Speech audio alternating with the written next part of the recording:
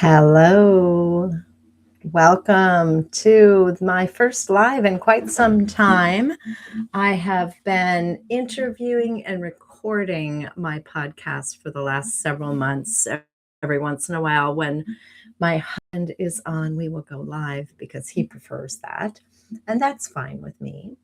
So, if you are following me, on either YouTube here or perhaps on Facebook or Instagram or LinkedIn or on my blog, or maybe you know me in person and you follow me just on a regular basis. I'm going to move this camera so I'm actually looking at the camera. I have been searching for the last 6 months. I'm going to say for the last 6 months. When I began this podcast, The Creative Connection, my idea was to provide insight and tools and various different other voices that can help us connect to our own creative spirit. And I shared in my very first podcast that I believe that we are all creative by nature. Our creative divine spirit that created the world, created us. So we have to have some creativity in there, right? So that was the whole point. And over the last 6 months, I have interviewed, I'm going to say pretty close to 12, somewhere between 12 and 15 different individuals that have their own idea of what it means to connect to their creativity. And we have talked about that. We've talked about relationships. I have shared some of my own story with you. And as I was finishing up 2025, along with all of you, I was thinking about, where am I going? Who is it that I am becoming? And for those of you that are familiar with me and maybe know me, you know that I am 6 months away from being 65. And many people look at that as either the day they're going to retire or the day that they are old. And there's two beliefs that I have. One, we are what we believe we are. I was listening during my morning quiet time. I was listening to someone say that you can dream and wish and want to manifest something. And in that process, you can listen to all the people that have done it. You can read about it. You can journal about it. But unless you have the right mindset, you're never going to achieve it. And that kind of springboarded off of something that I was bringing to today that I wanted to do. And that was help you understand why this space between an idea or a shift or a change or anything you want to do, that space between that ideation, I have this thought, I have this thing I want to do, and the action of either doing or not doing it is probably the most important space. It is the space that we have to slow down. It is the space we have to sit quietly with ourself. And I think about our heart, and I think about our intuition, which a lot of people are drawn to making decisions with their gut decisions or intuitive decisions. Some people wait for inspiration from the universe to show up. And all of those are right. They are right for whoever you are. And maybe you're a combination of them. I am a combination of them. I am an intuitive person who sits and waits with intuition, or I get this idea and I know that if I don't go right now, it's not going to happen. I also wait for inspiration from the universe. I am actually looking out my window this morning and there's a heavy frost on the roof of my garage, and I'm looking at this giant maple tree that's out there, and the sun is out here in Seattle, which in the winter is a little unusual. And I'm thinking about the inspiration that the beauty in the universe is providing me right outside my own window. But I realize, and this gets to the crux of what I want to do today, without allowing a pause or a moment of quiet or a moment of stillness, to take that all in and allow it to connect to our heart, our mind, our body, our intuition, without allowing that moment.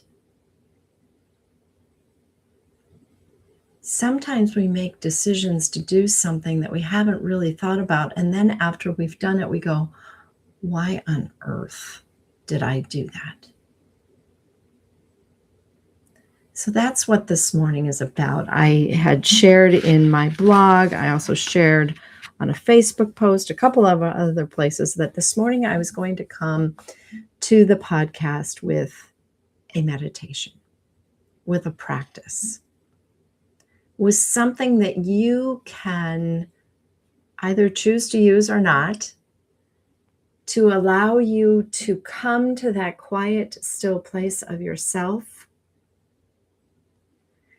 to have gratitude for the idea, for who you are, for the beauty outside, gratitude for something. Maybe it's the people in your life. And then sit in the quiet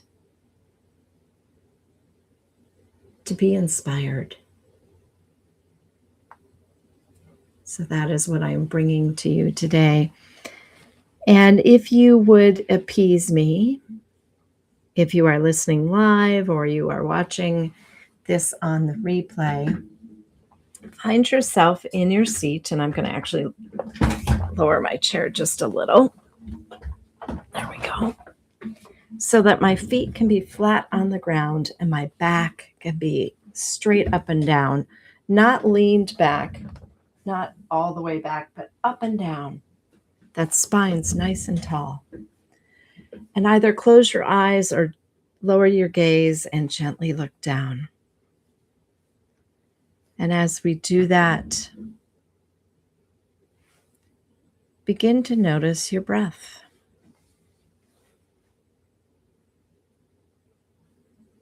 And then we'll all take a breath together. We'll hold it at the top and then we'll let it out.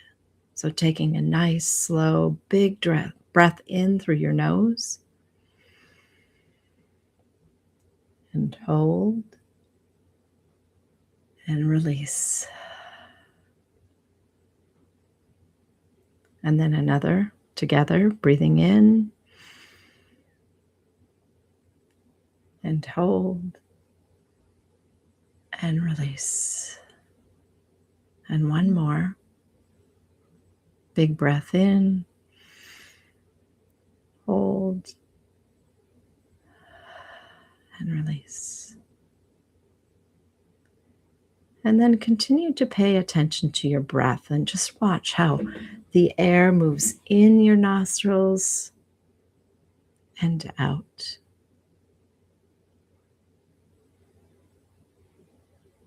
Notice how your belly or your chest may rise with each in-breath, and it falls on the exhale.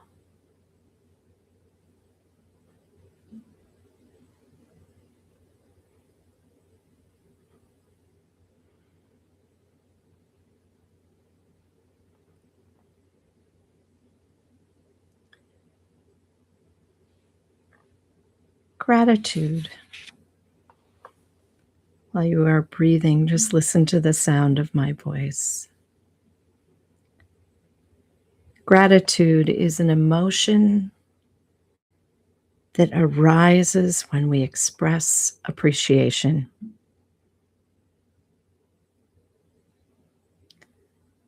It's important to pause, take a breath, and create some space for this wonderful emotion.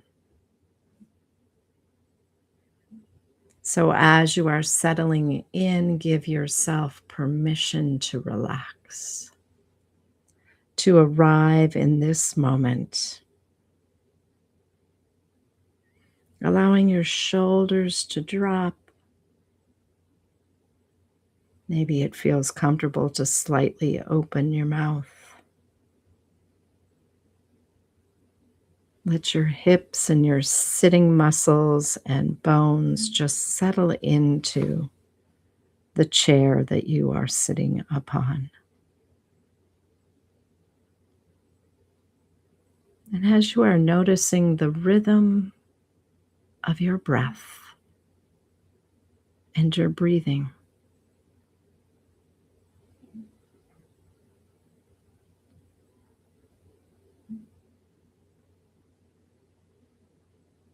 appreciate how this happens without you having to think about it. And put a slight smile on your face as you appreciate how your body just knows that it needs the oxygen in and to release the carbon dioxide out.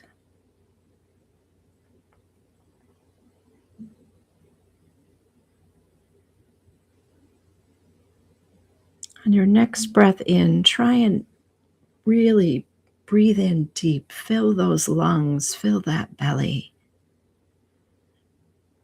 And then exhale it all fully out.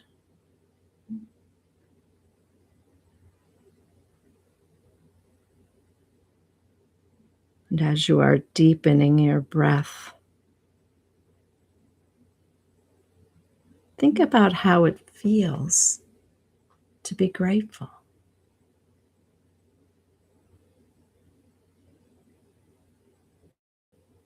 What is it like to express appreciation for another person, for the weather, for something to drink when your throat is dry,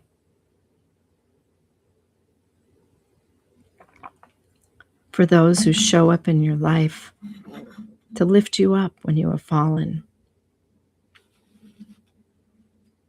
to hold your hand and walk beside you.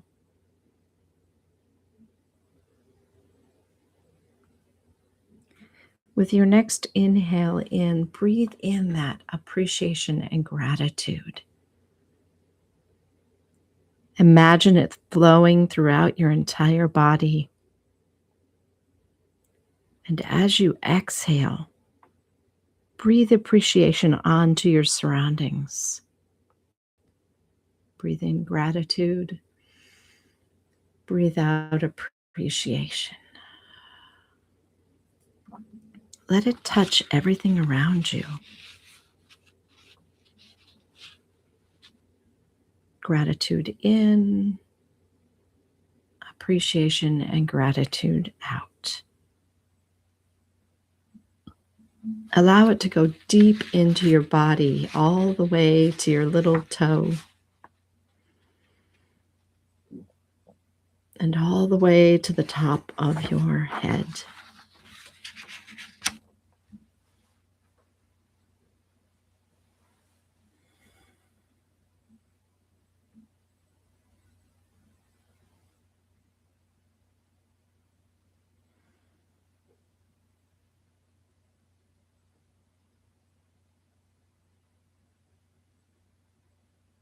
As you do, what do you notice that arises in your heart, in your belly? What thoughts show up?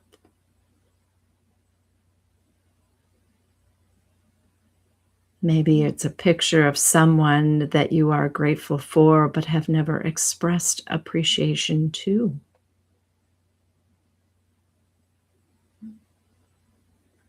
Maybe it's gratitude to yourself and a realization that you haven't said, I appreciate that to yourself.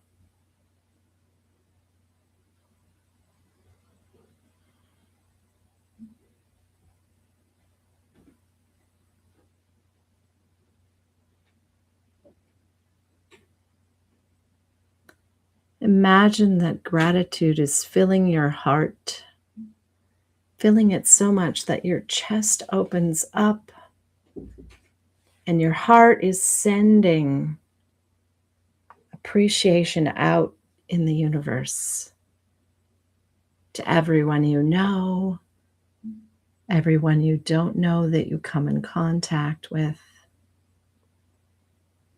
Send that appreciation out to the world.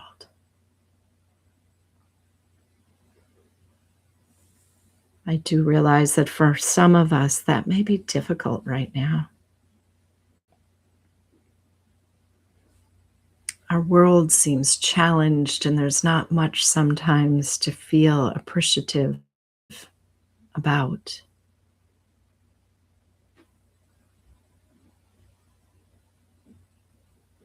When I find myself there, I think of the people that are closest to me in my life and find something that they recently did that I certainly appreciate.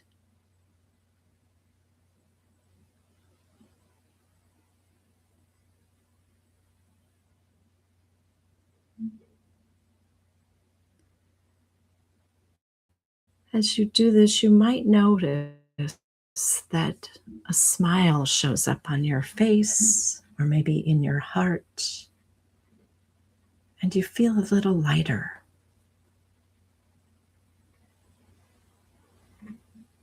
Breathe into that all the way down to your toes and all the way to the top of your head.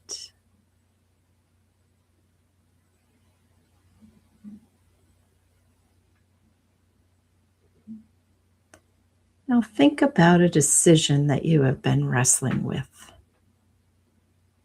Maybe it's one that has been around for a while and you just can't seem to decide. Or maybe it's something you need to decide for the near future. It could be as simple as what to have for lunch today.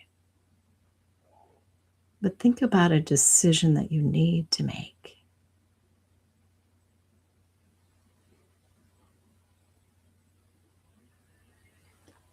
Now, without trying to solve that, let that decision float away. And be grateful for this moment in time that you have just to be quiet and still. Put a smile on your face. And let's just be silent for just a minute.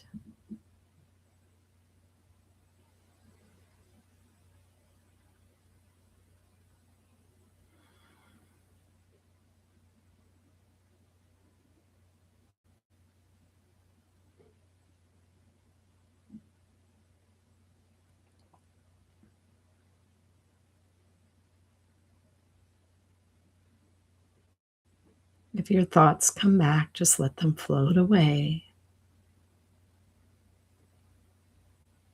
Don't try and attach to it. Don't try and solve it.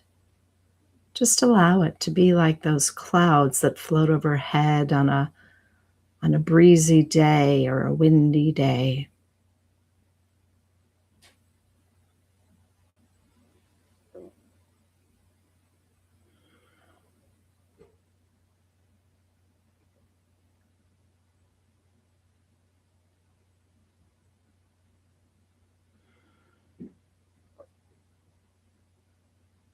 Now appreciate your breath again. Appreciate your body. Appreciate how divine it is that your heart beats, the blood pumps, the breath comes in and goes out. Put a smile on your face. And begin to wiggle your toes to come back to our space in this moment and time.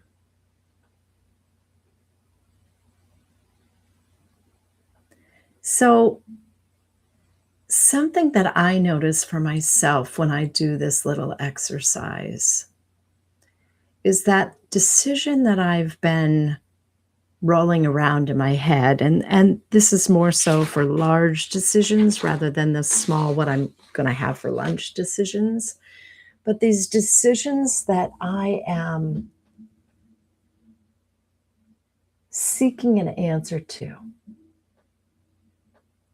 And I've taken the time to do this particular quieting the mind, being grateful, thinking of something I need to decide, and then letting it go. Letting it go to the universe, letting it go to God, letting it go to the divine spirit, letting it go to the collective. What I discover is that the answer shows up when I least expect it. And it is not always the answer that I thought I wanted, but it is always the answer that my heart and soul wanted.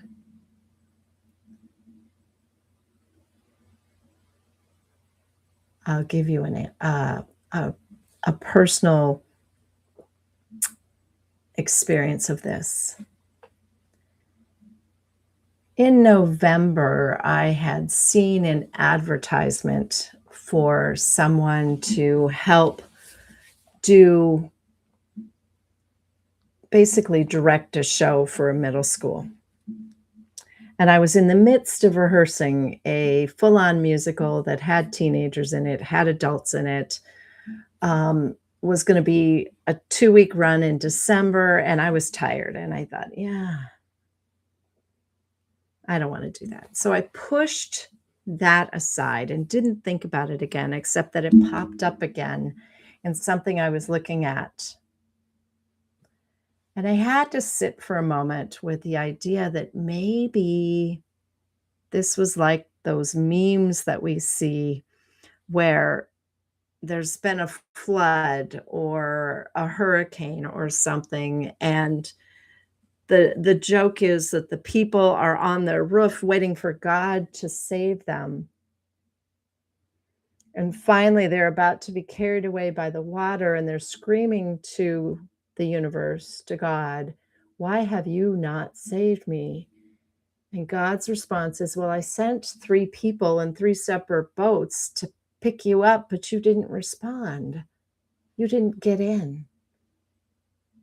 So we can call out to the universe, we can call out to the world about something, and it may provide to you the answer that you want. Now, I am more of the, we are a collective of divine spirits that how one of us acts impacts how another person lives in the world. So I'm very conscientious about how I respond to things because it may impact you.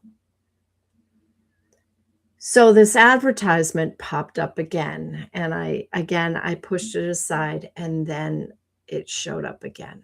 And it showed up on a day where I was like, I really need to have another client. Where can I find another client? And then it showed up again, and I went, okay, maybe this is the universe saying that I am the one that needs to do this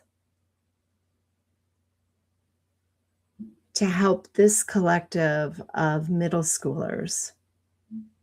And in turn, I will gain from it.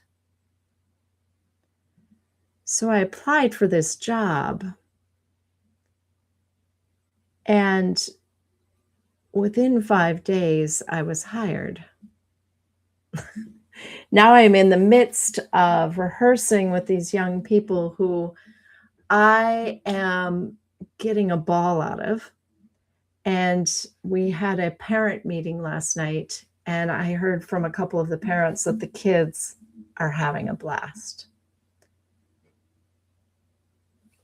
So you never know when the right decision or the right opportunity or the right thing will show up, and we have to allow ourselves a moment of pause and to listen to what arises and to look out in nature, appreciate nature, appreciate the people in our lives, and appreciate ourselves. Appreciate our talents. For years, I denied some talents that I had, and I was so unhappy by not sharing those talents with the world. That when I realized that and I began sharing, I found several things happen. I started to get healthier. I was not healthy at the time. I started to enjoy my life more. My relationships got better as a result. And because of my connections to people, my income rose. So my words of wisdom to you today are: allow for that space and quiet to allow your own heart, spirit, and body to connect to what you truly, truly want and need in the world.